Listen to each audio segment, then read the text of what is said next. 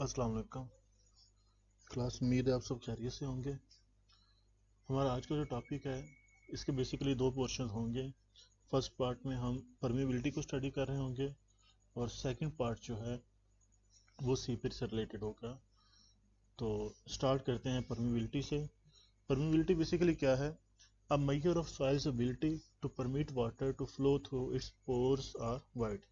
तो basically permeability का मतलब ये होता है कि the ease with which water can flow through a porous medium or soil, या कितनी आसानी से वाटर जो है वो किसी भी पोरस मटेरियल से पास कर सकता है, वो बेसिकली उसकी परमेबिलिटी होती है। तो सॉइल का आपको पता है पार्टिकुलेट मटेरियल है, पार्टिकल से मिलके बना होता है, ठीक है। तो अगर हमारे पास सॉइल जो है उसमें वाइट स्पेसेस ज़्यादा हैं तो वाटर जो है वो इजीली पास कर सकता है। अगर वाइट स्पेसेस कम हैं तो वाटर इजीली पास नहीं कर सकता, उसको रेजिस्टेंस ज़्यादा मिल रही होगी, ठीक है। उसके अलावा आपको पता है कि वाटर फ्लो क्यों करता है। जब भी वाटर के दो पॉइंट्स के दरमियान हेड डिफरेंस होगा, दो पॉइंट्स के दरमियान पोटेंशियल एनर्जी हेड का डिफरेंस होगा, तो वाटर जो है वो हायर एनर्जी लेवल से लो एनर्जी लेवल की तरफ पास करना शुरू कर देगा। सॉइल आपको पता है पार्टिकुलेट मटेरियल है, पार्टिकल से मिलके बना है, उसमें वाइट स्पेसेस भी होती हैं, एयर वाइट्स भी होते हैं, ठीक है। तो क्या होता है कि अगर वाटर जो है उसके दो पॉइंट्स के दरमियान हेड डिफरेंस है, एनर्जी लेवल का डिफरेंस है, तो क्या होगा कि वाटर हायर लेवल से लोअर लेवल की तरफ मूव करना शुरू कर देगा, ठीक है। तो different soils have different permeability. जाहिर बात है सॉइल के अंदर वाइट स्पेसेस जो हैं वो डिफरेंट होती हैं, किसी में वाइट स्पेसेस ज़्यादा हैं, किसी में कम है, तो इसलिए इनकी परमेबिलिटी भी डिफरेंट होगी। तो जो ग्रेनुलर सॉइल्स हैं, ऐसी सॉइल्स हैं जिनका पार्टिकल साइज ग्रेटर होता है, नॉर्मली उनमें वाइट स्पेसेस भी ज़्यादा होती हैं। अगर वाइट स्पेसेस ज़्यादा होंगी तो क्या होगा कि हमारी जो सॉइल की परमेबिलिटी है वो भी हायर होगी, वाटर उसमें से इजीली पास कर सकता है। जैसे कि इस फिगर में आप देख सकते हैं, इस फिगर में अगर आप देखो तो वाइट स्पेसेस ज़्यादा हैं और वाटर जो है वो इजीली पास कर रहा है। इसी तरह अगर डेंस सॉइल है, ठीक है, डेंस सॉइल है या ऐसी सॉइल है जिसमें वाइट स्पेसेस कम हैं, तो वहाँ पे वाटर इजीली पास नहीं कर सकता और ऐसी सॉइल की परमेबिलिटी भी कम होगी। तो एक बात आपने याद रखनी है कि जो कोर्स ग्रेन सॉइल्स हैं उनकी परमेबिलिटी हायर होती है और जो फाइन ग्रेन सॉइल्स हैं उनकी परमेबिलिटी कम होती है। ओके, उसके बाद एक परमेबिलिटी का यूज़ कहाँ पे होता है? परमेबिलिटी बेसिकली डायरेक्टली रिलेटेड होती है सेटलमेंट्स ऑफ सॉइल के साथ। अगर किसी सॉइल की परमेबिलिटी कम है, उसमें वाटर होल्डिंग कैपेसिटी ज़्यादा होगी, वाटर ज़्यादा ऑब्जॉर्व करेगी, जब वो वाटर अल्टीमेटली सॉइल से रिमूव होगा तो उसमें सेटलमेंट्स भी उतनी ही ज़्यादा आएंगे। इसलिए किसी भी सॉइल के अगर हमें सेटलमेंट पोटेंशियल कैलकुलेट करना है तो हमें पता होना चाहिए कि उस सॉइल की परमेबिलिटी कितनी है। अगर परमेबिलिटी ज़्यादा होगी तो उसमें स्वेलिंग पोटेंशियल भी ज़्यादा होगा और अल्टीमेटली उसमें सेटलमेंट भी ज़्यादा होंगे। उसके अलावा जब अर्थ डैम डिज़ाइन किए जाते हैं, स्टोरेज स्ट्रक्चर है, वाटर को स्टोर करना है उसने, तो उस केस में भी हमें पता होना चाहिए कि डैम जो है उसकी परमेबिलिटी कितनी है। अगर उसकी परमेबिलिटी ज़्यादा होगी तो जाहिर बात है वाटर उसमें से पास कर जाएगा और डैम का पर्पस फुलफिल नहीं होगा। इसी तरह सॉइल फिल्टर्स जो प्रोवाइड किए जाते हैं डाउन स्ट्रीम एंड पे, डैम या बैराजेस के डाउन स्ट्रीम पे जो सॉइल फिल्टर्स प्रोवाइड किए जाते हैं, उस उनके डिज़ाइन में भी परमेबिलिटी का रोल क्रिटिकल होता है। इसी तरह स्लोप्स और रिटेनिंग स्ट्रक्चर्स जो डिज़ाइन किए जाते हैं उनकी स्टेबिलिटी भी हाईली डिपेंडेंट होती है सॉइल की परमेबिलिटी के ऊपर। और अंडरग्राउंड वाटर फ्लो जो भी हो रहा है वो भी परमेबिलिटी, सॉइल की परमेबिलिटी पर डिपेंड करता है। और जो वेल्स या एक्वीफर्स वगैरह डिज़ाइन किए जाते हैं, जो अंडरग्राउंड वाटर हम पंप आउट कर रहे होते हैं, उसका डिज़ाइन भी डिपेंड करता है कि सॉइल की परमेबिलिटी ज़्यादा है या कम है। उसके बाद आ जाता है कि ये वही चीज़ है कि different soils have different permeability. Okay, next है कि वाटर फ्लो क्यों करता है। ये आपको पता ही है, जब भी वाटर के दो पॉइंट्स के दरमियान हेड का डिफरेंस होगा, जैसे कि इस फिगर में आपको नज़र आ रहा है, ठीक है, वाटर के दो पॉइंट्स के दरमियान जब भी हेड का डिफरेंस होगा तो क्या होगा कि वाटर हायर हेड से लोअर हेड की तरफ मूव करना शुरू हो जाएगा। और ये चीज़ आपने याद रखनी है, energy is dissipated in overcoming the soil resistance causing head loss. तो जब भी वाटर फ्लो करेगा तो ज़ाहिर बात है सॉइल उसको रेजिस्ट करेगी, तो वाटर की एनर्जी जो है वो यूज़ हो जाएगी सॉइल रेजिस्टेंस को ओवरकम करने में, और अल्टीमेटली क्या होगा कि वाटर का जो हेड है वो लॉस हो रहा होगा, हेड लॉस हो रहा होगा हमारे पास। तो नेक्स्ट है हाइड्रोलिक ग्रेडियंट। हाइड्रोलिक ग्रेडियंट बहुत क्रिटिकल टर्म है परमिबिलिटी के हवाले से, और जियोटेक में इसका बहुत ज़्यादा रोल है, ठीक है, इसलिए आपको हाइड्रोलिक ग्रेडियंट पता होना चाहिए। Hydraulic gradient is defined as head loss per unit length, ठीक है, hydraulic gradient is defined as head loss per unit length.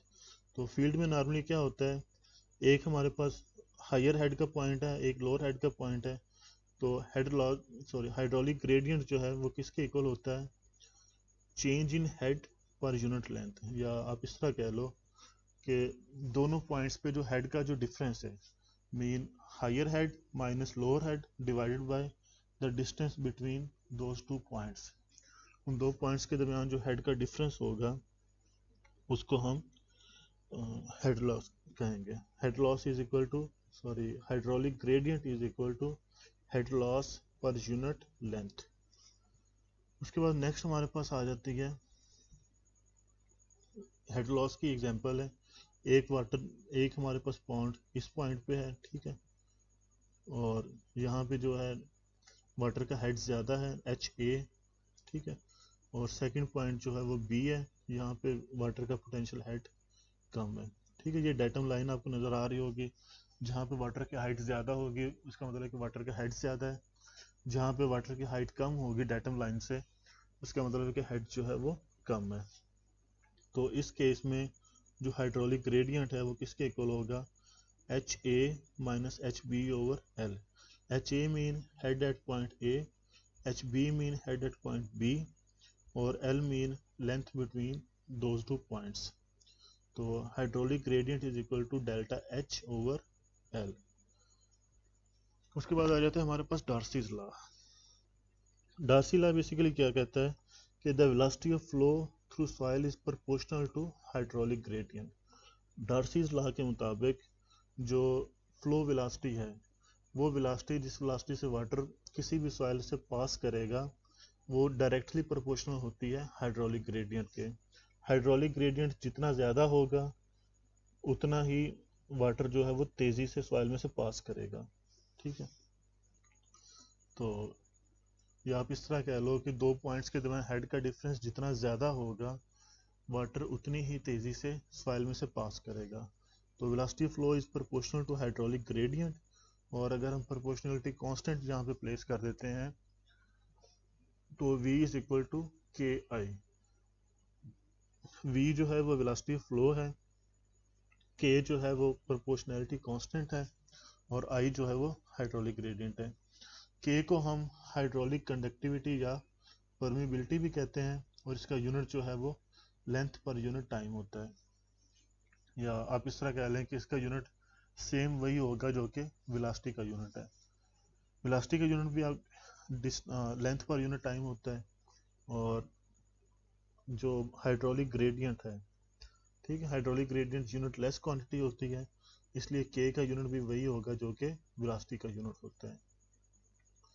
तो उसके बाद डिस्चार्ज आपको पता है, डिस्चार्ज या क्वांटिटी ऑफ फ्लो या क्वांटिटी ऑफ फ्लोइंग वाटर जो है वो area of cross section multiplied by velocity of flow के इक्वल होता है। तो अगर v इज इक्वल टू के आई है तो q जो है वो हमारे पास के आई ए के इक्वल हो जाएगा। उसके बाद validity of Darcy's law mean कि वो कौन से सिनेरियोज हैं जिनमें डार्सीज लॉ जो है वो वैलिड होगा। तो मेन अजम्पशन जो है डार्सीज लॉ का वो ये है कि flow is laminar. Darcy law सिर्फ उस केस में वैलिड होता है जब फ्लो जो है वो लेमिनार कंडीशन में होगा। रेनॉल्ड ने ये प्रपोज किया था कि अगर हम जो रेनॉल्ड नंबर है वो 2000 से एक्सीड ना करे तो उस केस में जो फ्लो है वो लेमिनार ही होगा। तो ये रेनॉल्ट नंबर का फार्मूला था। फ्लूइड मैकेनिक्स 1 में आपने इसको पढ़ा होगा डिटेल में, तो अभी आपने सिर्फ इतना ही याद रखना है कि डार्सीज लॉ जो है वो सिर्फ उस वक्त वैलिड होगा जब फ्लो जो है वो लेमिनार कंडीशन में होगा।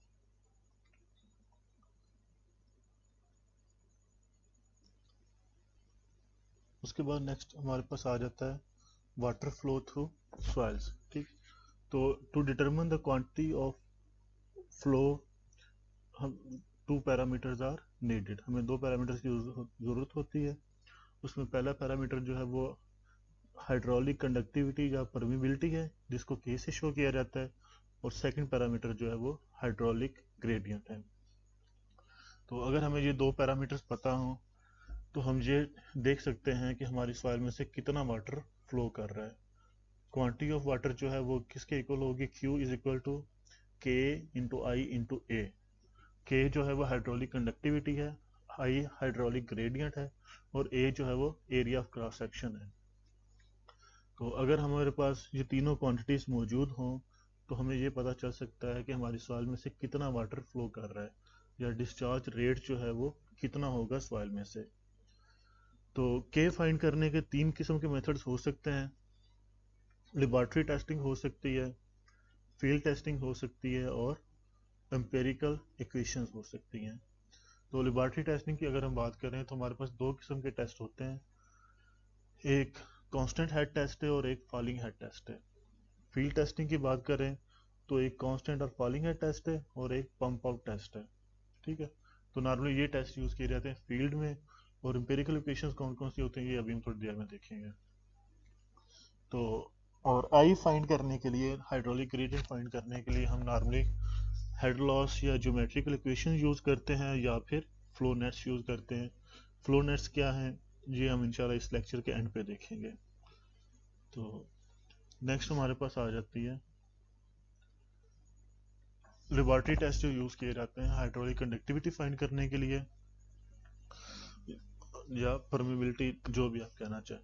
परमिबिलिटी और हाइड्रोलिक कंडक्टिविटी एक ही टर्म है। तो कांस्टेंट हेड परमिबिलिटी टेस्ट जो है उसमें क्या होता है, उसकी अरेंजमेंट आपको नज़र आ रही होगी। एक सॉइल सैंपल है जिसका area of cross section A है, सैंपल की लेंथ। अच्छा, इसमें एक चीज़ से कंफ्यूज नहीं होना।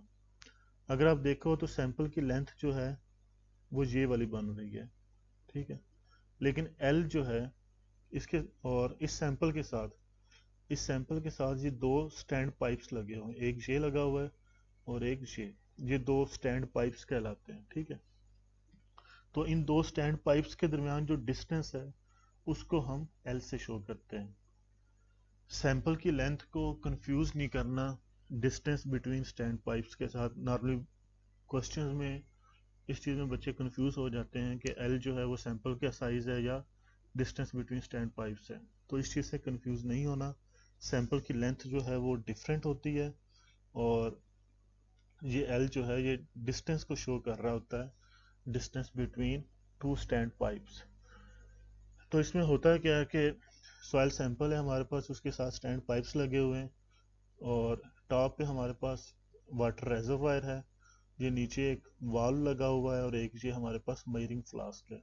ठीक है, तो टेस्ट जब हम स्टार्ट करते हैं तो क्या होगा कि इन दोनों पॉइंट्स पे जो स्टैंड पाइप है ये बेसिकली पीजोमीटर्स होते हैं, और ये शो कर रहे होते हैं कि इन पॉइंट्स पे वाटर का हेड कितना है। ठीक है, तो वाटर का पोटेंशियल हेड जब हमें पता लग जाएगा तो उन जो अपर लेवल है, ठीक है, और लोअर लेवल के दरमियान जो हेड का डिफरेंस होगा उसको हम एच से शो करते हैं। ठीक है, जो कि हेड डिफरेंस को शो कर रहा है। ठीक, जब हम इस वाल्व को ओपन करेंगे तो क्या होगा, वाटर फ्लो करना शुरू हो जाएगा। नीचे हमारे पास मेजरिंग फ्लास्क है, और साथ ही हम स्टॉप वॉच से टाइम नोट कर रहे होंगे। Q जो है वो क्वांटिटी ऑफ वाटर है जो कि इसमें कलेक्ट हो रही है। T जो है उस टाइम को शो कर रहा है जिस टाइम में ये क्वांटिटी कलेक्ट हुई है, और L जो है वो डिस्टेंस बिटवीन स्टैंड पाइप्स है। A is the area of cross section of the sample है, सैंपल का क्रॉस सेक्शनल एरिया है। तो हाइड्रोलिक कंडक्टिविटी का फार्मूला जो है इस केस में हमारे पास क्या होगा, K is equal to Q into L over A into H into T। Q जो है वो क्वांटिटी ऑफ वाटर है, मीटर क्यूब में होगी ये, या मतलब वॉल्यूम के यूनिट्स में होगा, लाजमी नहीं कि मीटर क्यूब में ही हो, वॉल्यूम के यूनिट्स में होगा। L जो है वो डिस्टेंस बिटवीन स्टैंड पाइप्स है, ठीक है, तो इसका यूनिट जो है वो लेंथ के यूनिट्स होंगे। ए जो है एरिया ऑफ क्रॉस सेक्शन है, इसका यूनिट एरिया के फॉर्म में होगा। एच जो है जो स्मॉलर एच है वो हेड डिफरेंस को शो कर रहा है दो पॉइंट्स के जो ये दो स्टैंड पाइप्स जो लगे हुए हैं इनके दरमियान जो हेड डिफरेंस है उसको स्मॉलर एच से शो किया जाता है। और टी वो टाइम है जिस टाइम में हमारे पास Q quantity of water collect हुई है नीचे फ्लास्क में, ठीक है। तो इस फार्मूले को यूज करते हुए कांस्टेंट हेड परमेबिलिटी टेस्ट के थ्रू हम सॉइल की परमेबिलिटी फाइंड कर सकते हैं। यहाँ पे एक चीज याद रखनी है आपने अच्छी तरह कि कांस्टेंट हेड परमेबिलिटी टेस्ट जो है ये ग्रेनुलर सॉइल्स के लिए यूज किया जाता है, कोर्स ग्रेन सॉइल्स के लिए यूज किया जाता है, ठीक है। और सेकंड जो हमारे पास टेस्ट टाइप है जिसको फॉलिंग हेड परमेबिलिटी टेस्ट भी कहा जाता है, ये फाइन ग्रेन सॉइल्स के लिए यूज किया जाता है। इसकी असेंबली जो है आपके सामने, एक हमारे पास सैंपल है जिसका एरिया ए है और उसकी लेंथ जो है वो एल है। तो यहाँ पे ये डिफरेंस आ गया है। कांस्टेंट हेड परमेबिलिटी टेस्ट में क्या था, एल जो है वो डिस्टेंस बिटवीन स्टैंड पाइप्स था, और इस केस में क्या है, एल जो है वो लेंथ ऑफ द सैंपल है, ठीक है। और एक जो है स्टैंड पाइप इसके टॉप पे लगा हुआ है, पीजोमीटर लगा हुआ है जो कि वाटर से फिल्ड है, उसी तरह नीचे वाल्व है, क्यू जो है वो क्वांटिटी ऑफ वाटर को शो कर रहा है। तो हम क्या करते हैं कि जब टाइम टी ज़ीरो है, ठीक है, मतलब हमने टेस्ट स्टार्ट नहीं किया अभी, टाइम ज़ीरो है, उस पॉइंट पे हम देखते हैं कि इस स्टैंड पाइप में वाटर का लेवल क्या था या वाटर का हेड कितना था। वो हेड जो है हमारे पास H1 कहलाता है, ठीक है। उसके बाद हम इस वाल्व को ओपन करेंगे तो क्या होगा, वाटर पास होना शुरू हो जाएगा और नीचे यहाँ पे कलेक्ट होना शुरू हो जाएगा। जैसे जैसे वाटर यहाँ पे कलेक्ट होता जाएगा हम टाइम भी नोट कर रहे होंगे, वाटर की क्वांटिटी भी नोट कर लेंगे, और जब टेस्ट एंड होगा या कुछ दूसरा point T is equal to T2, ठीक है, कुछ सेकंड टाइम है, उस टाइम पे जो वाटर का हेड होगा वो H2 होगा और हम वो हेड भी नोट कर लेंगे। ये करने के बाद हमारे पास जो K का फार्मूला है वो क्या होगा, K is equal to 2.303 smaller a into capital L over capital A into T into log of H1 over H2। अब इसमें क्या क्या क्या चीज़ें हैं, 2.303 जो है बेसिकली कांस्टेंट है, स्मॉलर ए का मतलब है area of cross section of stand pipe. ये जो स्टैंड पाइप है, ये जो पीजोमीटर है, इसका जो क्रॉस सेक्शनल एरिया है इसको स्मॉलर ए से शो किया जाता है। एल जो है वो लेंथ ऑफ द सैंपल है, ठीक है, इसको कंफ्यूज नहीं कर जाना कांस्टेंट हेड परमेबिलिटी टेस्ट से।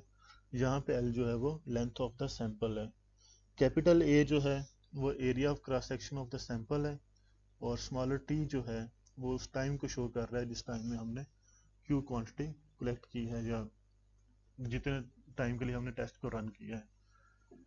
और H1 जो है इनिशियल हेड है या head at the start of the test, और H2 जो है वो फाइनल हेड है, head at the end of the test. तो ये हमारे पास प्रोसीजर होता है। इसकी अगर हम एग्जांपल्स देखें तो ये एक एग्जांपल आपके सामने है, a constant head permeability test on a medium sand sample having a cross sectional area of 7585 millimeter square yielded the following data। तो इसमें जो नोट करने वाली चीज़ें हैं, कांस्टेंट हेड परमेबिलिटी टेस्ट है, ठीक है, क्रॉस सेक्शनल एरिया सैंपल का जो है वो 7585 मिलीमीटर स्क्वायर है, distance between stand pipes 100 millimetre है, कांस्टेंट हेड डिफरेंस जो है वो 70.4 है, quantity of water collected is equal to 500 into 10⁻³ millimetre cube है, और टाइम जो है वो 132 सेकेंड्स है। इक्वेशन आपके पास है, इक्वेशन क्या है कि K is equal to capital Q into L over A into H into T. तो आपको पता है कि कैपिटल Q जो है वो क्वांटिटी ऑफ वाटर को शो कर रहा है जो कि यहाँ पे हमारे पास 500 इंटू 10⁻³ है। कैपिटल L जो है वो लेंथ ऑफ वो sorry distance between stand pipes को शो कर रहा है जो कि हमारे पास 100 मिलीमीटर है। Capital A area of cross section of the sample को शो कर रहा है जो कि 7585 मिलीमीटर स्क्वायर है। स्मॉलर एच हेड डिफरेंस को शो कर रहा है जो कि 70.4 मिलीमीटर है। और स्मॉलर टी जो है वो टाइम को शो कर रहा है जो कि हमारे पास 132 सेकेंड्स है। ठीक है, इस इक्वेशन में आप वैल्यूज पुट करेंगे तो आपके पास परमेबिलिटी का आंसर आ जाएगा। अब इसमें अगर आप देखो तो क्वांटिटी क्यू जो है वो आप मिलीमीटर क्यू में पुट कर रहे हो, लेंथ जो है वो मिलीमीटर में पुट कर रहे हो, तो अल्टीमेटली जो इसका आंसर आएगा वो मिलीमीटर पर सेकंड में आएगा, मिलीमीटर पर सेकंड में। ठीक है, तो इसको सॉल्व करके देखो कि आपके पास इसका आंसर क्या आ रहा है।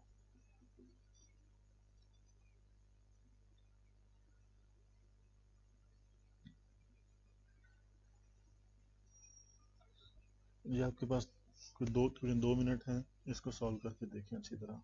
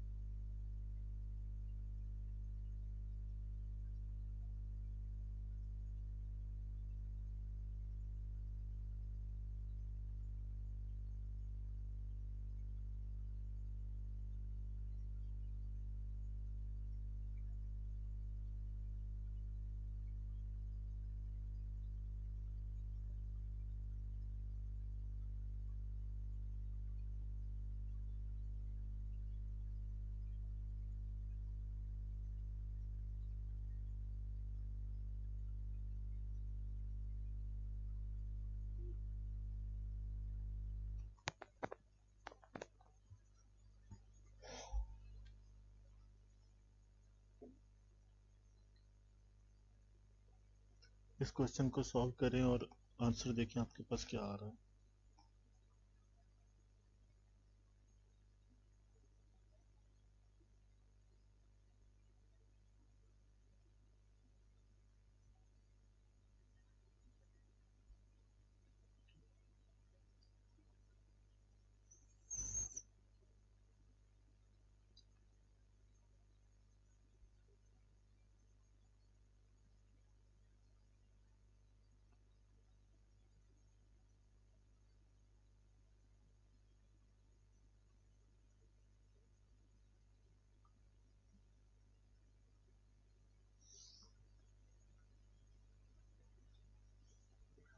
ओके, उसके बाद जो हमारे पास सेकंड एग्जांपल है वो basically falling head permeability test की है। ठीक है, उसमें क्या है कि हमारे पास सॉइल सैंपल, उसका साइज डायमीटर सॉरी एरिया जो है वो 7585 मिलीमीटर स्क्वायर है। Length of the sample 210.2 millimetre है। और जब वाटर उसमें से फ्लो कर रहा है तो स्टैंड पाइप का क्रॉस सेक्शनल एरिया जो है वो 730 मिलीमीटर स्क्वायर है। और स्टैंड पाइप में जो वाटर का हेड है H1 1650 मिलीमीटर है और H2 जो है वो 550 मिलीमीटर है। और टाइम इंटरवल जो है वो 182 सेकेंड्स है। Determine the coefficient of permeability of the soil. Formula आपके सामने K is equal to 2.303 smaller a into capital L over capital A into T log of H1 over H2।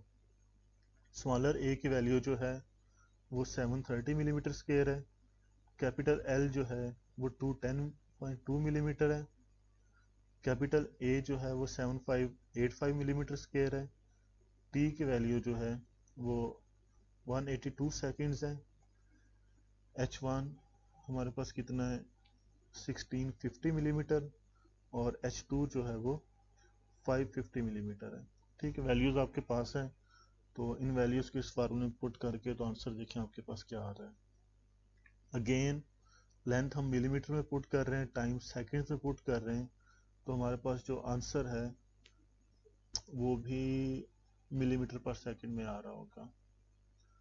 ठीक है, क्योंकि यहाँ भी मिलीमीटर स्क्वायर होगा, ये भी मिलीमीटर स्क्वायर, ये आपस में कट जाएंगे और हमारे पास आंसर जो है वो मिली लेंथ पर यूनिट टाइम में आ रहा होगा या मिलीमीटर पर सेकंड में।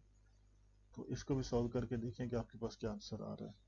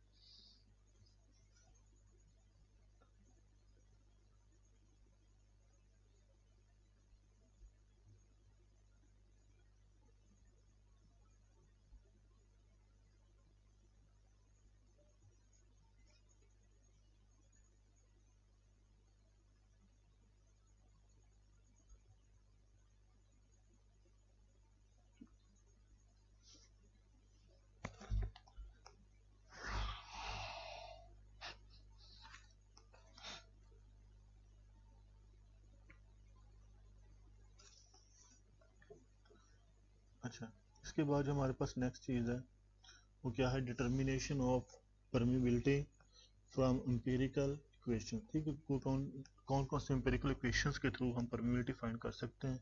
उसमें जो एक कॉमनली यूज्ड है वो एलन हैसन मेथड है। उसके मुताबिक permeability is equal to C into D ten square.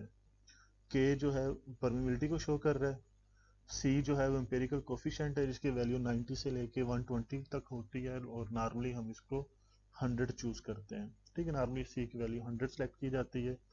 और डी टेन जो है, आपको याद होगा हमने सॉइल क्लासिफिकेशन में पढ़ा था कि particle size corresponding to 10% passing. ठीक, तो डी टेन जो है वो particle size corresponding to 10% passing है। तो जब ये वैल्यूज इसमें आप पुट करेंगे तो आपके पास के की वैल्यू आ जाएगी सेंटीमीटर पर सेकंड में। इसके अलावा जो सेकंड इक्वेशन यूज की जाती है वो कंसोलिडेशन टेस्ट से आती है, K is equal to C V into M V into gamma W. C V क्या चीज़ है, एम वी क्या चीज़ है, गैमा डब्ल्यू तो आपको पता ही है, ये हम डिटेल में पढ़ेंगे जब हम कंसोलिडेशन का टॉपिक पढ़ रहे होंगे। अभी के लिए सिर्फ इतना माइंड में रख लो कि ये इक्वेशन होती है कुछ, तो कंसोलिडेशन पे जब हम जाएंगे तो तब इंशाल्लाह डिटेल में इसको देखेंगे। उसके बाद है कि वो कौन कौन से फैक्टर्स हैं जिन पे हाइड्रोलिक कंडक्टिविटी या परमिबिलिटी डिपेंड कर रही होती है। तो फर्स्ट ऑफ ऑल पहला मेन फैक्टर जो है वो shape and size of the particles है। ठीक है, एलन हैजल इक्वेशन जो अभी अभी हमने देखी है उसके मुताबिक K is equal to C into D ten square. तो आप इस तरह भी कह सकते हैं कि के जो है वो पार्टिकल साइज के प्रोपोर्शनल है। ठीक है, सी तो कांस्टेंट है ना, जब सी कांस्टेंट है तो हम कह सकते हैं कि के जो है वो पार्टिकल साइज के प्रोपोर्शनल है। पार्टिकल साइज ज़्यादा होगा परमिबिलिटी ज़्यादा होगी, पार्टिकल साइज कम होगा तो परमिबिलिटी कम होगी। और ये वही चीज़ है जो हमने स्टार्ट में कहा था कि कोर्स ग्रेन सॉइल की परमिबिलिटी ज़्यादा होती है और फाइन ग्रेन सॉइल की परमिबिलिटी कम होती है, क्योंकि कोर्स ग्रेन सॉइल का पार्टिकल साइज ज़्यादा होता है, फाइन ग्रेन सॉइल का पार्टिकल साइज जो है वो कम होता है। इसी तरह वाइड रेशियो की बात कर रहे हैं तो बिल्कुल एक कॉमन सी चीज़ है। ठीक है, कि वाइड रेशियो जितनी ज़्यादा होगी, वाइड स्पेसिस जितनी ज़्यादा होगी, परमिबिलिटी भी उतनी ही ज़्यादा होगी। तो वही चीज़ यहाँ पे भी लिखी हुई है कि larger the void ratio greater will be the permeability. Void ratio ज़्यादा है तो परमिबिलिटी भी ज़्यादा होगी। ठीक है, उसके बाद जो थर्ड चीज़ आ जाती है वो है अफेक्ट ऑफ स्ट्रेटिफिकेशन। के स्ट्रेटिफिकेशन का क्या factor, stratification first of all तो मेन चीज़ ये है कि स्ट्रेटिफिकेशन क्या चीज़ है। स्ट्रेटिफिकेशन का मतलब है कि सॉइल जो है उसका डिफरेंट स्ट्रेटास हैं, डिफरेंट लेयर्स हैं। उसको ये मैं आपको दिखाता हूँ एक स्लाइड पे।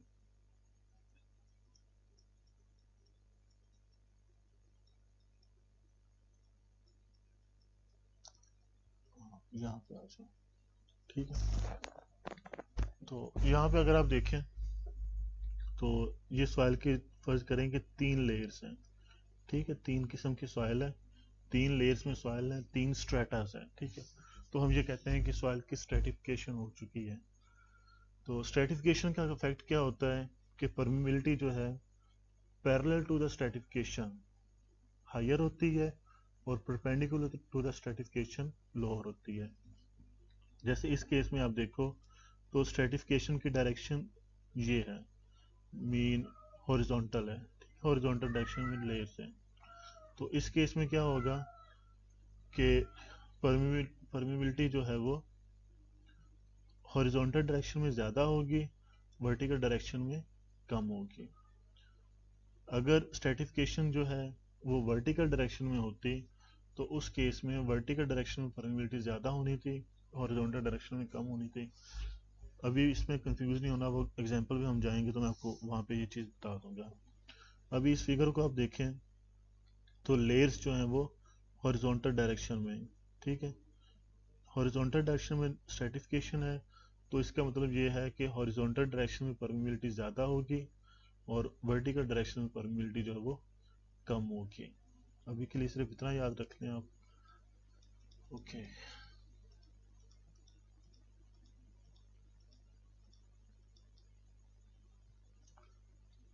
थर्ड जो फैक्टर है जिस पर परमिबिलिटी डिपेंड करती है वो है सैचुरेशन। सैचुरेशन का मतलब है कि सॉइल के अंदर जो वाइड्स हैं, एयर वाइड्स हैं, वो वाटर से कितने फील्ड है। तो अब क्या होगा कि अगर सॉइल ड्राई कंडीशन में या इस तरह कह लें कि डिग्री ऑफ सैचुरेशन उसकी कम है, तो क्या होगा जब वाटर उसमें से पास करने लगेगा तो पहले तो जितने उसमें वाइड्स हैं वो सारे फिल हो रहे होंगे, वाइड्स फिल होंगे तो उसके बाद वाटर पास करना शुरू करेगा, ठीक है। तो अगर सॉइल की डिग्री ऑफ सैचुरेशन कम है तो उसकी परमिबिलिटी भी कम होगी, ठीक है। लो डिग्री ऑफ सैचुरेशन का रिजल्ट क्या होगा, परमिबिलिटी भी लोअर होगी। और अगर सॉइल फुली सैचुरेटेड है तो सैंपल जो है उसमें से वाटर इजीली पास कर जाएगा, उसकी परमिबिलिटी भी हायर होगी। फिफ्थ जो फैक्टर आता है हमारे पास वो है टेम्परेचर। टेम्परेचर जैसे आप सबको पता है कि टेम्परेचर ज़्यादा होगा वाटर की डेंसिटी कम होगी, वाटर की डेंसिटी कम होगी तो उसकी फ्लो करने की एबिलिटी भी इंक्रीज हो जाएगी। अगर फ्लो करने की एबिलिटी इंक्रीज हो जाएगी तो वाटर जो है वो सॉइल में से इजीली पास कर जाएगा। तो हम कह सकते हैं कि higher the temperature higher will be the permeability. तो ये 5 मेन फैक्टर्स हैं जिन पे परमेबिलिटी डिपेंड करती है। उसके बाद नेक्स्ट हमारे पास आ जाता है seepage velocity and superficial velocity. Seepage velocity क्या होती है, सुपरफिशियल वेलोसिटी क्या होती है, इसके लिए आपके सामने एक फिगर बनी हुई है। ये हमारे पास एक टेस्ट ट्यूब है जिसमें ये सॉइल सैंपल प्लेस किया गया है, ठीक है। ओके, सॉइल सैंपल जो है उसका एरिया, अब जाहिर बात है जब सॉइल में से वाटर ने पास करना है तो वो सैंपल के फुल एरिया में से पास नहीं करेगा, वो सिर्फ जो उसके अंदर वाइड स्पेसिस होंगी उन वाइड स्पेसिस में से पास कर रहा होगा, ठीक है। या आप इस तरह कह लें कि जो वाटर को पास करने के लिए अवेलेबल एरिया होगा वो फुल एरिया के इक्वल नहीं होगा, वो वाइड स्पेसिस के एरिया के इक्वल होगा, ठीक है। तो वी एस जो है सीपेज वेलोसिटी को शो कर रहा है, ठीक है। यहाँ पे अगर आप देखो तो we S mean seepage velocity, ठीक है, या velocity of water in the soil sample.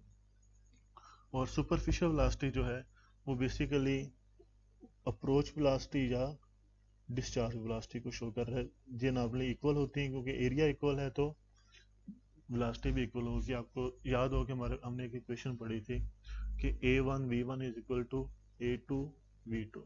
तो अगर अप्रोच एरिया जो कि ये वाला है और डिस्चार्ज एरिया अगर ये दोनों इक्वल हैं तो हमारे पास जो वेलोसिटी है वो भी इक्वल ही होगी। Okay, in Darcy's equation 5.2 v is called apparent or superficial velocity. It is also known as approach velocity or discharge velocity, ठीक है। सुपरफिशियल वेलोसिटी को अप्रोच वेलोसिटी और डिस्चार्ज वेलोसिटी भी कहा जाता है। और the actual velocity of flow through pores will be greater, and this is known as seepage velocity. तो अभी हम देखेंगे कि वो ग्रेटर क्यों होती है। तो सॉइल के पोर्स में से जो वेलोसिटी होगी वाटर के फ्लो की वो नॉर्मली ज़्यादा होती है। कैसे होती है वो अभी देखते हैं। सॉइल की पोरोसिटी का हमारे पास फार्मूला था n is equal to area of voids over total area, और फ्लो रेट जो है वो आपको पता है q is equal to A V के इक्वल होता है। और नॉर्मली डिस्चार्ज रेट कांस्टेंट रहता है, तो क्या होगा कि A V into V S, A V mean area of voids, V S mean seepage velocity is equal to capital A into superficial velocity या डिस्चार्ज वेलोसिटी, जो भी कहे। तो बेसिकली वो कहना ये चाह रहा है कि जो डिस्चार्ज रेट होगा सॉइल में से जब वाटर पास करेगा तब भी, और जब ये पाइप में से फ्लो कर रहा है तब भी डिस्चार्ज जो है वो हमेशा कांस्टेंट ही रहेगा। डिस्चार्ज कांस्टेंट रहेगा तो पाइप के केस में क्या होगा, discharge area of the pipe multiplied by velocity v, और सॉइल के केस में डिस्चार्ज क्या होगा कि एरिया ऑफ द वाइड्स, क्योंकि वाटर सिर्फ वाइड्स में से फ्लो कर सकता है, और वी एस जो है वेलोसिटी ऑफ सीपेज या सीपेज वेलोसिटी जो है उसके इक्वल होगा। तो A V into V S is equal to A into V, और इसी को जब हम सिंप्लीफाई करते हैं तो हमारे पास क्या आ जाता है, V S is equal to V over N. V over N जो है, एन बेसिकली आपको याद होगा कि E over one plus E के इक्वल था। इस इक्वेशन को हम one plus E over E के इक्वल था, E over one minus E था शायद, तो जो भी था। इस इक्वेशन को हम सिंप्लीफाई करते हैं तो हमारे पास ये चीज़ आ जाती है, V S is equal to one plus E over E into V. तो जैसा कि one plus E over E जो है ये हमेशा एक से ज़्यादा ही होगा, तो इसका रिजल्ट क्या होता है कि वी एस जो है या सीपेज वेलोसिटी जो है वो हमेशा सुपरफिशियल वेलोसिटी से ज़्यादा ही होगी। इसको आप इस तरह भी देख सकते हैं कि नॉर्मली पोर्स का एरिया जो है, आप यहाँ पे देख लें, पोर्स का एरिया जो है वो हमेशा कम होगा टोटल एरिया से। जब एरिया कम होगा तो वेलोसिटी ज़्यादा हो जाती है, ठीक है। तो यहाँ पे भी आप ये कह सकते हैं कि सुपरफिशियल वेलोसिटी जो है वो कम होगी, सीपेज वेलोसिटी जो वो ज़्यादा होगी।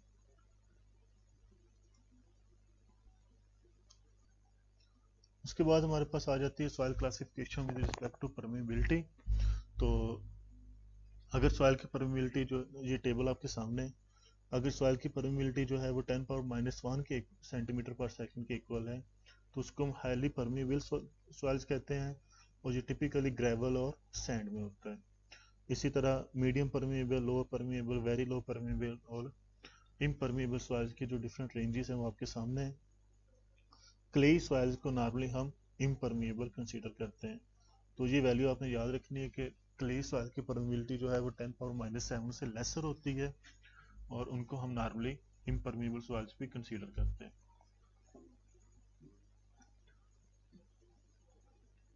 तो उसके बाद हमने ये कहा था कि हमारे पास जो परमेबिलिटी फाइंड करने के 3 किस्म के मेथड्स होते हैं। लेबॉर्ट्री मेथड्स हो सकते हैं, एम्पिरिकल इक्वेशन हो सकती हैं, और फील्ड टेस्ट हो सकते हैं। लेबॉर्ट्री मेथड हमने डिस्कस कर लिए हैं, एम्पिरिकल इक्वेशंस को भी देख लिया है, एलन हैजन इक्वेशन और कंसोलिडेशन टेस्ट इक्वेशन आपको याद होगी। और थर्ड जो मेथड है वो फील्ड टेस्ट है। फील्ड टेस्ट में कुछ डेफिनेशन है, जिसमें नंबर 1 पे हमारे पास आ जाती है एक्वीफर। एक्वीफर जो है वो वाटर की एक लेयर होती है, ठीक है, एक ऐसी सॉइल लेयर है जो जिसकी सफिशिएंट पोरोसिटी और परमेबिलिटी होती है। तो एक्वीफर बेसिकली ऐसी सॉइल की लेयर है जिसकी परमेबिलिटी और पोरोसिटी जो है वो सफिशिएंट होती है, इतनी होती है कि उसमें से वाटर जो है वो पास कर सकता हो। ऐसी लेयर को हम एक्वीफर का नाम देते हैं। इसका जो ऑपोजिट है उसको एक्विक्लूड या एक्विफ्यूज कहा जाता है। एक्विक्लूड या एक्विफ्यूज का मतलब है कि ये इम्परमिएबल सॉइल होती है, ऐसी सॉइल होती है जिसकी पोरोसिटी या परमिबिलिटी इतनी कम हो कि इसमें से वाटर पास ना कर सकता हो। नॉर्मली क्लेज को या इंटेक्ट रॉक को हम एक्विक्लूड या एक्विफ्यूज का नाम देते हैं, और सैंड, ग्रेवल, ऐसी अगर कोई सॉइल्स हैं या फ्रैक्चर्ड रॉक है, इनको हम एक्वीफर का नाम देते हैं, क्योंकि इसमें से वाटर पास कर सकता है और क्ले या इंटैक्ट रॉक में से वाटर पास नहीं कर सकता। ओके उसके बाद अनकन्फाइंड एक्वीफर है और कन्फाइंड एक्वीफर है। अनकन्फाइंड एक्वीफर का मतलब है कि वाटर लेयर जो है या एक्वीफर जो है उसके टॉप और बॉटम पे जो क्या कह सकते हैं इसको, इम्परमिएबल लेयर्स हों, ठीक है। सॉरी, कन्फाइंड एक्वीफर का मतलब है कि जो हमारी एक्वीफर है वो टॉप और बॉटम से कन्फाइंड है, उसके टॉप और बॉटम पे इम्परमिएबल लेयर्स हैं। और अनकन्फाइंड एक्वीफर का मतलब है कि उसके टॉप पे जो है कुछ कोई बाइंडिंग लेयर नहीं है या बाउंडिंग लेयर नहीं है, और बॉटम पे उसके रॉक स्ट्रेटा या इस तरह की कोई चीज़ है, ठीक है। तो अनकन्फाइंड और कन्फाइंड एक्वीफर्स आ जाती हैं हमारे पास। उसी तरह आर्टिसियन वेल जो है, ऐसे वेल्स हैं जिनमें वाटर जो है it flows under their on pressure, gravity की वजह से वाटर जो है वो हायर लेवल से लोअर लेवल की तरफ फ्लो करता है, तो आर्टिशियन वेल हमारे पास बन जाते हैं। क्योंकि ये हो रहा है कि यहाँ पे वाटर का हेड ज़्यादा है और यहाँ पे वाटर का हेड कम है, तो क्या होगा कि वाटर जो है वो इस डायरेक्शन में आएगा और यहाँ से वो आउटसाइड बरस्ट करना शुरू कर देगा। ओके उसके बाद हाइड्रोलिक कंडक्टिविटी हम किस तरह फाइंड करते हैं। Pumping well with observation hole बनाए जाते हैं। पंपिंग वेल जैसा कि नॉर्मली आपने डोमेस्टिक पर्पज़ के लिए जो वेल्स वगैरह यूज़ किए जाते हैं, पंप्स वगैरह किए जाते हैं, उनको देखा होगा। उसमें क्या होता है कि हम बोर होल इस तरह किया जाता है कि वो बोर होल जो है वो एक्वीफर को जाके टच कर रहा हो या एक्वीफर में वो सबमर्ज हो जाए, ठीक है। अगर बोर होल एक्वीफर में सबमर्ज होगा तो उसमें से वाटर जो है वो इजीली सीप आउट हो सकता है या वाटर इजीली पंप आउट हो सकता है। तो इन सिचु परमेबिलिटी टेस्ट की अगर आप देखें तो दो टाइप्स होती हैं। इसमें एक थीस इक्वेशन कहा जाता है अनकन्फाइंड एक्वीफर के लिए जो होती है, और सेकंड जो है वो थीम इक्वेशन होती है। ये ज़्यादा डिटेल में हम तो नहीं जाएंगे, इक्वेशन सिर्फ आपको पता होनी चाहिए। अगर अनकन्फाइंड एक्वीफर है, मीन ऐसी एक्वीफर है जिसके टॉप पे जो है हमारे पास एटमॉस्फेरिक प्रेशर है, ठीक है, ये टॉप पे जो है वो बाइंडिंग लेयर नहीं है, उस केस में क्या होगा, permeability is equal to Q into natural log of R1 over R2 over pi into H1 square minus H2 square. तो इसमें अगर आप देखो, ये सेंटर पे हमारे पास पंपिंग वेल है और ये दो जो हैं ये ऑब्जर्वेशन वेल हैं, एक ये वाला और एक ये वाला, दो किस्म के हमने ऑब्जर्वेशन वेल लगाए हुए हैं। तो क्या होगा कि जैसे जैसे हम यहाँ से वाटर को पंप आउट करेंगे, जिसका डिस्चार्ज रेट जो है वो क्यू हमने रखा हुआ है, तो क्या होगा कि वाटर का लेवल यहाँ भी डाउन होना शुरू हो जाएगा। तो इस इक्वेशन में अगर आप देखो तो डिस्चार्ज रेट जो है वो क्यू को शो कर रहा है, R1 जो है वो डिस्टेंस ऑफ पंपिंग वेल 1 है, ठीक है। आपने इतना याद रखना है कि जो हायर वैल्यू होगी वो R1 होगी, जो स्मॉलर वैल्यू होगी या स्मॉलर डिस्टेंस होगा वो R2 होगा। इसी तरह जो हेड की हायर वैल्यू होगी वो H1 होगी और जो हेड की स्मॉलर वैल्यू होगी वो H2 होगी। तो इक्वेशन आपके सामने k is equal to Q into L N into R1 over R2 और pi into H1 square minus H2 square. Example हम करेंगे तो आपको ज़्यादा क्लियर समझ आ जाएगी। इसी तरह कन्फाइंड एक्वीफर के केस में क्या होता है कि k is equal to Q over 2 pi into H L N R1 over R2 over H1 minus H2। और इस केस में अगेन Q डिस्चार्ज को शो कर रहा है, R1 जो है वो आउटर पंपिंग वेल के डिस्टेंस को शो करता है, R2 जो है वो इनर पंपिंग वेल के डिस्टेंस को शो कर रहा है, सॉरी इनर ऑब्जर्वेशन वेल के डिस्टेंस को शो कर रहा है। H1 जो है वो water head in outer observation well, H2 head of water in inner observation well, ये वाला जो है, ठीक है। और ये H जो है ये थिकनेस ऑफ कन्फाइंड एक्वीफर है। जैसे ये अगर हमारे पास कन्फाइंड एक्वीफर है जिसकी थिकनेस h है, तो इसको हम यहाँ पे शो कर रहे हैं, ठीक है। तो फार्मूला आपके सामने, इसका भी न्यूमेरिकल देखते हैं तो क्लियर हो जाएगा आपको। ओके एग्जांपल है हमारे पास, a layer of sand 6 metre thick underlies a 5 metre thick layer of clay stratum and overlies a bed of shale. ठीक है, एक सैंड की लेयर है जिसकी थिकनेस 6 मीटर है, इसके नीचे 5 मीटर थिक क्ले लेयर है और उसके ऊपर जो है वो शेल की एक लेयर है। अब फर्स्ट ऑफ ऑल तो आपने डिसाइड करना है कि कन्फाइंड एक्वीफर है या अनकन्फाइंड है। तो एक्वीफर आपको मैंने बताया था कि ऐसी सॉइल है जिसमें से वाटर इजीली पास कर सकता हो। तो सैंड जो है इसमें से वाटर इजीली पास कर सकता है, तो ये एक्वीफर है। कन्फाइंड है या अनकन्फाइंड है वो अब हम देखते हैं। इसके नीचे जो है वो 5 मीटर थिक क्ले लेयर है। ठीक है, क्ले आपको याद होगा हमने कहा था कि क्ले में से वाटर पास नहीं कर सकता, क्ले को हम इम्परमिएबल कंसीडर करते हैं। तो इसका मतलब है कि सैंड के नीचे जो है इम्परमिएबल सॉइल है। नेक्स्ट आ जाता है कि इसके टॉप पे क्या चीज़ है, अ बेड ऑफ शेल। शेल भी जो है बेसिकली एक क्ले टाइप मटेरियल होता है और ये भी इम्परवियस मटेरियल ही होता है। ठीक है, तो अगर इसको आप देखो तो ये एक कन्फाइंड एक्वीफर बन रही है जिसमें एक दरमियान में एक परवियस मटेरियल है और उसके टॉप और उसके बॉटम पे जो है इम्परवियस मटेरियल्स हैं। तो एक कन्फाइंड एक्वीफर है जिसकी हाइट या थिकनेस जो है वो 6 मीटर है। A pumping well sunk to the base of the sand yields discharge rate हमारे पास 10 इंटू 10⁻³ आ गया। ऑब्जर्वेशन वेल एक जो है वो 15 मीटर पे प्लेस किया हुआ है, सेकंड जो है वो 30 मीटर पे प्लेस किया हुआ है। और इसी तरह उनमें जो वाटर का हेड है एक जगह पे 2.5 है और सेकंड पे जो है वो 3 मीटर है। वैल्यूज हमारे पास हैं तो हमने इसकी परमिबिलिटी फाइंड करनी। कन्फाइंड एक्वीफर के लिए परमिबिलिटी का फार्मूला जो है वो ये वाला होगा, K is equal to Q/2 pi into H L N R1 R2 जो। तो इस इक्वेशन में अगर आप देखो Q की वैल्यू कितनी है 10 इंटू 10⁻³ R1 की value 30 metre, R2 15 metre, H1 3 metre, H2 2.5 metre. और इसी तरह ये कैपिटल H जो है इसकी वैल्यू 6 मीटर है हमारे पास। इक्वेशन की सारी वैल्यूज आपके पास हैं, तो इन वैल्यूज के इक्वेशन पुट करें तो आपके पास आंसर आ जाएगा। इसी तरह अगर हम सेकंड एग्जांपल पे आ जाएं, ये प्रीवियस एग्जांपल आपको सॉल्व करके देखें कि इसमें क्या हो रहा है। सेकंड एग्जांपल की अगर हम बात करें, a field pumping test is carried out to determine average permeability of uniform soil deposit 30 metre deep. एक यूनिफॉर्म सॉइल डिपॉजिट है जिसकी डेप्थ जो 30 मीटर है। Water table in the deposit is located at depth of 2 metre below ground surface.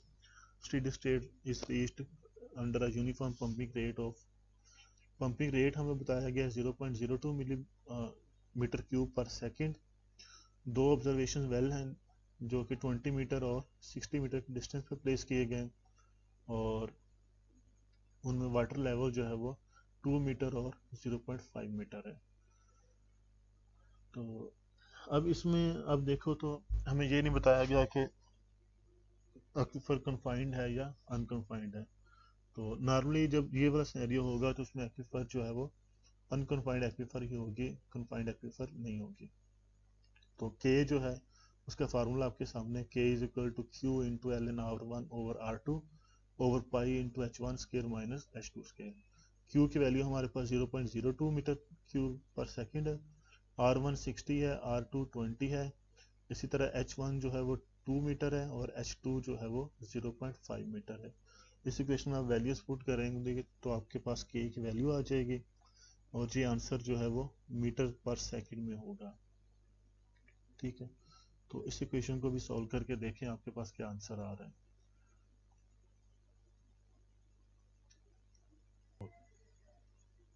इसके बाद next हमारे पास आज के टॉपिक का लास्ट पोर्शन है, equivalent hydraulic conductivity of stratified soil. इसका क्या मतलब है? अभी तक हमने जितनी भी एग्जांपल देखी हैं उसमें हमने सॉइल की सिंगल लेयर कंसीडर की है। नॉर्मली सॉइल की लेयर जो है वो सिंगल नहीं होती, मल्टीपल लेयर्स एक दूसरे के ऊपर डिपॉजिट हुई होती हैं। तो उस केस में क्या होता है कि सॉइल की स्ट्रेटिफिकेशन हो चुकी होती है। तो परमिबिलिटी जो है वो दो टाइप्स की होती है, एक permeability parallel to the stratification और सेकंड जो है वो permeability perpendicular to the stratification. Flow direction आपको यहाँ पे शो की गई है, ये स्ट्रेटिफिकेशन है हॉरिजॉन्टल डायरेक्शन में और फ्लो डायरेक्शन भी हॉरिजॉन्टल है, ठीक है। तो इसको हम कहते हैं कि ये permeability parallel to the stratification. इसमें आपने जो चीज़ याद रखनी है वो ये है कि वेलोसिटी ऑफ फ्लो जो है हर लेयर के लिए डिफरेंट होगी और हाइड्रोलिक ग्रेडियंट जो है वो हर लेयर में सेम होगा। डेरिवेशन पे अभी हम नहीं जाएंगे, ठीक है।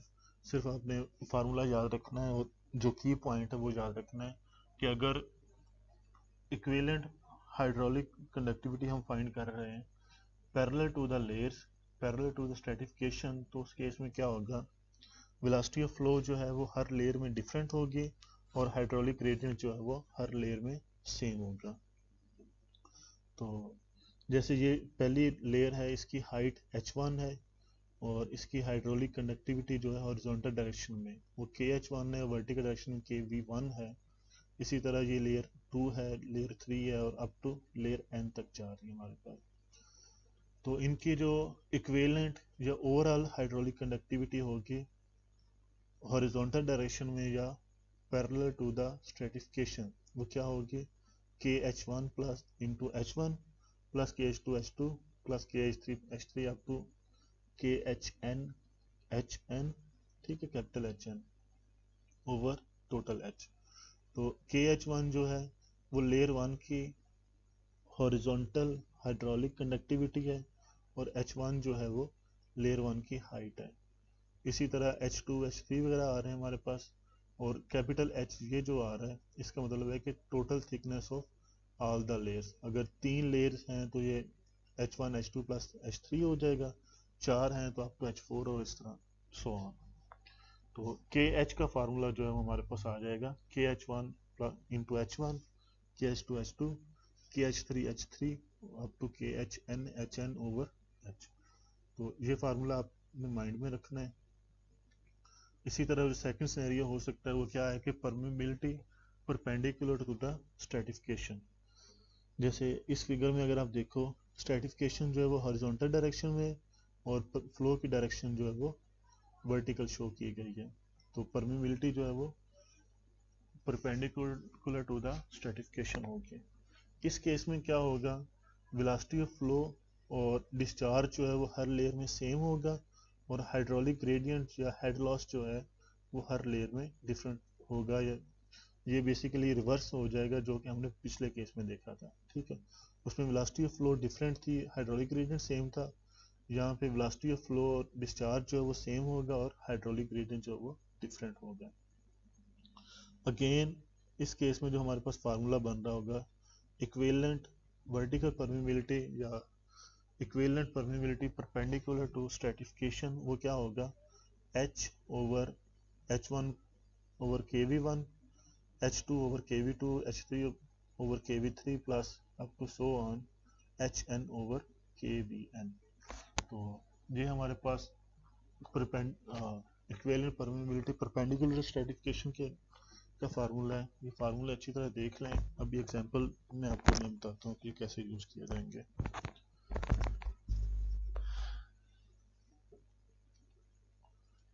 एग्जांपल पे आ जाते हैं।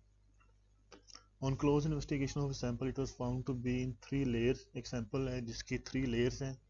एक लेयर की थिकनेस 20 मिलीमीटर है, 60 और 40 मिलीमीटर। जो तीन लेयर्स है जिनकी थिकनेस आपके सामने 20, 60 और 40 और उनकी जो परमेबिलिटी है वो 3 इंटू 10 पावर माइनस 3 है, 5 इंटू 10 पावर माइनस 4 है और 17 इंटू 10 पावर माइनस 4 है।